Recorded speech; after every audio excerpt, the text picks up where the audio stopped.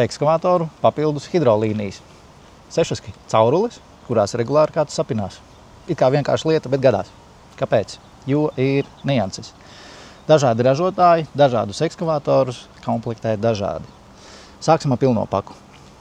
Tātad kopumā ir pieejamas 3 līnijas. Lielitrāžas līnija, otra caurule otrā pusē. Rotācijas līnija, otra caurule otrā pusē. Un šeit redzam 2 stievās caurulītes. Tas ir tikai un vienīgi kausa ātrās nomaiņas sakabē. Kur ir ziepi? Ziepi ir tas, ka, ja lielitrāžas līnija principā vienmēr būs komplektācijā, tad rotācijas līnija un kausa ātrās nomaiņas sakabes hidrolīnija, tās ir izvēles opcijas. Viņas var arī nebūt. Tā ir viena lieta. Otra lieta, ar ko tad mēs viņas vadam, kontrolējam.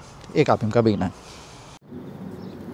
Un sāksim ar mazāko. Kausa ātrās nomaiņas sakabes līniju mēs aktivizējam ar šo pogu. Ieslēdzam, izslēdzam. Tālāk lielitrāžas līniju mēs regulējam ar labā džoistika pogām. Un rotācijas līniju, ja tāda ir, regulējam ar kreisā džoistika pogām. Nākošajā raidījumā mazliet detalizētāk par katru no šīm līnijām.